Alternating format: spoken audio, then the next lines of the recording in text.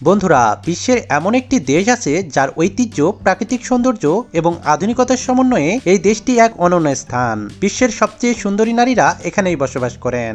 এখানে রয়েছে চোখ ধাঁধানো সব সুন্দরী রমণী, যাদের দেখে মনে হয় তারা নিষ্পাপ। আর অন্যদিকে এই দেশ বিশ্বের সবথেকে বেশি পরিমাণে অ্যালকোহল রপ্তানিকারক দেশ। এদেশে পুরুষ দেখলেই নারীদের মাথা ঠিক থাকে না, বেশিরভাগ পুরুষরাই তাদের খরিদ্দার। বিশ্বের সবথেকে বড় ডিমের অমলেট বানানো হয়েছিল এই দেশে। দেশটির নাম পর্তুগাল। এ দেশটিকে সাগরকন্যা নামেও ডাকা হয়। ইতিহাস, ঐতিহ্য এবং ইউরোপের প্রাচীন বিশ্বের অন্যতম নিরাপদ দেশ এটি। সামুদ্রিক মাছ দিয়ে তৈরি বিভিন্ন ধরনের বিখ্যাত খাবার, তরুণীদের রাস্তায় বসে গান গাওয়ার আসর, সব মিলিয়ে একাকার। আজকে আমরা পর্তুগাল এবং পর্তুগালের সুন্দরী সব নারীদের অদ্ভুত অদ্ভুত তথ্য জানব, যেগুলো জানলে আপনার মাথা ঘুরতে শুরু করবে। বন্ধুরা, আপনারা কি জানেন পর্তুগালে প্রায় 15% মেয়ে দেহ ব্যবসার সাথে জড়িত। ইউরোপের মধ্যে এই দেশের মেয়েরা সবচেয়ে কম বাচ্চা জন্ম দেয়। এমনকি এই দেশের মেয়েরা প্রথম সন্তান জন্ম দেয় 29 বছর বয়সে। পর্তুগালের আইন অনুযায়ী এই দেশের মেয়েরা মেয়েদেরকে এবং ছেলেরা ছেলেদেরকে বিয়ে করতে পারবে। যদিও পর্তুগাল অনেক মজার একটি দেশ, কিন্তু তারপরেও এদেশে সমকামী বিবাহের বৈধতা দেওয়া হয়েছে। আর পর্তুগাল এমনই একটি দেশ যেখানে আপনি যত বড় অন্যায় করেন না কেন, আপনাকে কখনো মৃত্যুদণ্ড দেওয়া হবে না। এদেশে মৃত্যুদণ্ড একেবারে নিষিদ্ধ।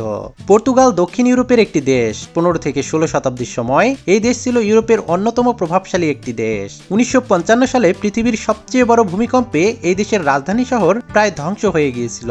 বর্তমানে এই দেশের জনসংখ্যা প্রায় 1,02,80,000। দেশের মোট জনসংখ্যার প্রায় 84% মানুষ খ্রিস্টান এবং বাকিরা ধর্ম সম্পর্কে তেমন কিছু বলতে চায় না।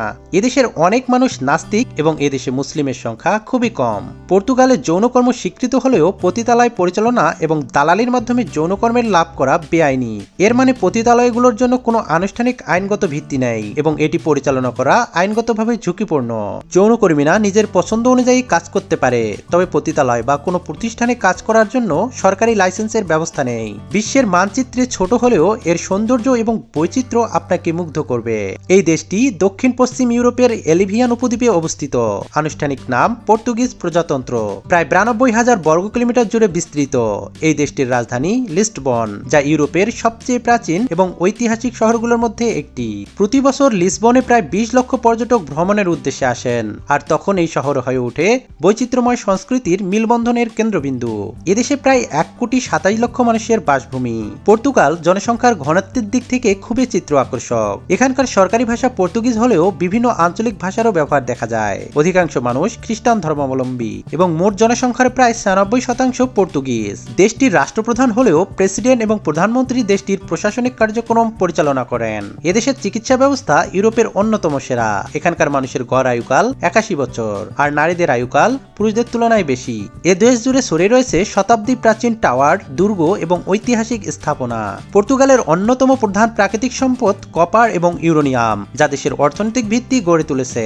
এই দেশটি বিশ্বের অন্যতম প্রধান অ্যালকোহল রপ্তানিকারক দেশ হিসেবে পরিচিত।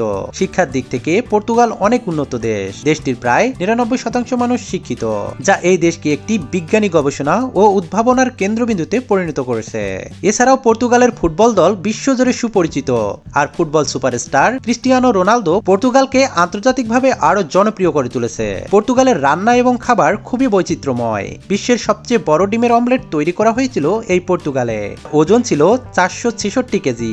প্রতি বছর বিশ্বের বিভিন্ন প্রান্ত থেকে লক্ষ লক্ষ পর্যটক আসেন পর্তুগালের অপূর্ব সৌন্দর্য আর ঐতিহাসিক স্থাপনা দেখতে।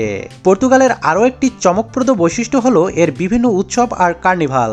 সারা বছর নানা উৎসবের ধুম লেগে থাকে, যা পর্তুগালের মানুষদের আনন্দপ্রিয়তা এবং সংস্কৃতিমুখী মনোভাবকে প্রকাশ করে।